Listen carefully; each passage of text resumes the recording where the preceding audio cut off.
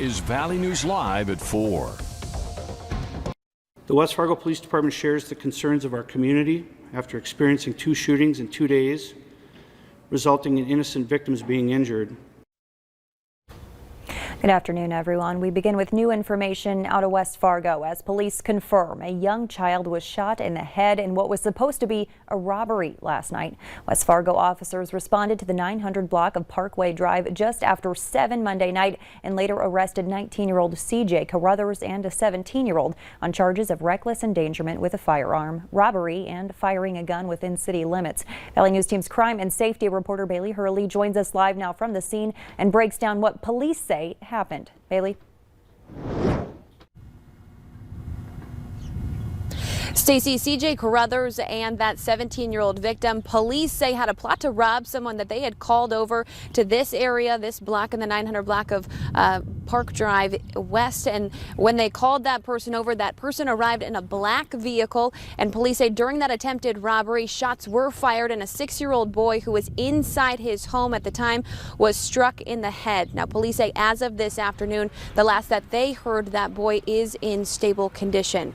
Now, police say that they did recover a gun that they believe was used in last night's shooting, but they say they still need your help locating that black vehicle. Now, take a look at your screen. This black vehicle you see on your screen is the one that police say showed up here on this block last night and may be the victim in that attempted robbery.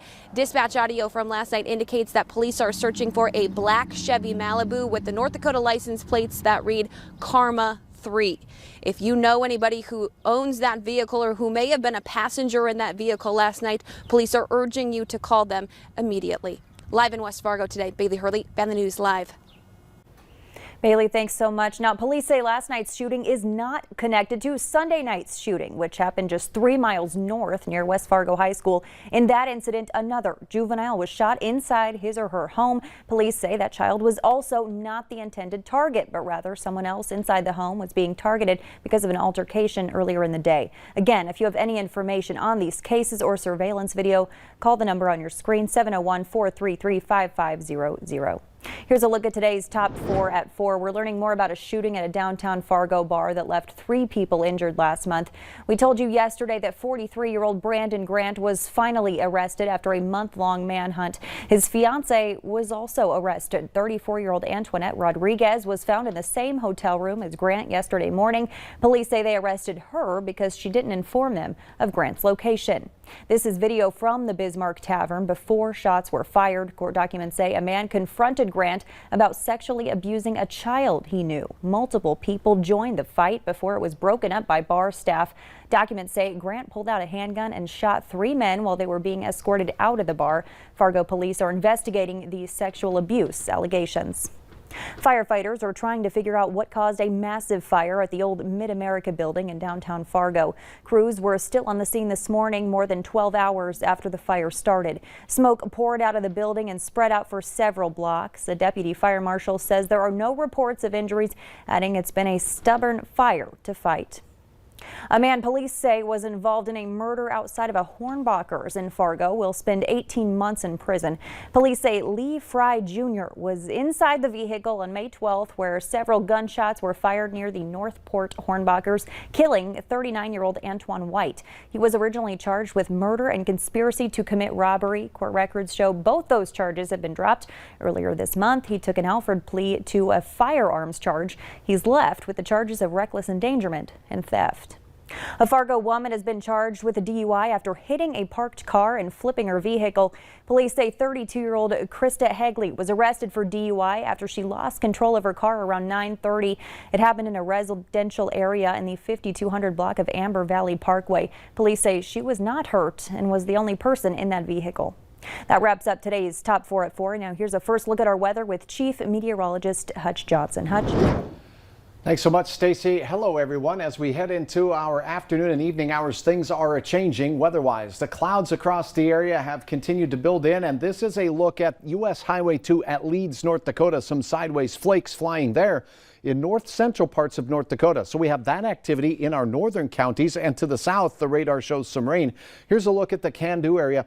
So if it's, pardon me, snowing down near Leeds, then where we see the radar showing green, expect at least some potential mix mixed precipitation through Candu, Rock Lake at this hour, or maybe flat out all snow. The radar that we use here just estimates the location of where the rain snow line is. Here is a look then at the rest of the region as storm system is exiting through portions of Kansas City, Missouri, pushing straight north into Minneapolis with some showers of rain and a few sprinkles showing up on the radar in Lakes Country. This evening, we'll have rain showers in the forecast that by morning, daybreak, we'll see it transitioning to snow for some, particularly in our eastern counties, with accumulations likely for some on your first alert weather day. Have hour-by-hour details on that first alert weather day and beyond, Stacy, coming up here in just a few moments. All right, thanks so much, Hutch. Authorities in northwestern Minnesota are searching for a missing woman. They say 40-year-old Danielle Dressler was last seen on Thursday, March 18th at her home in Bagley.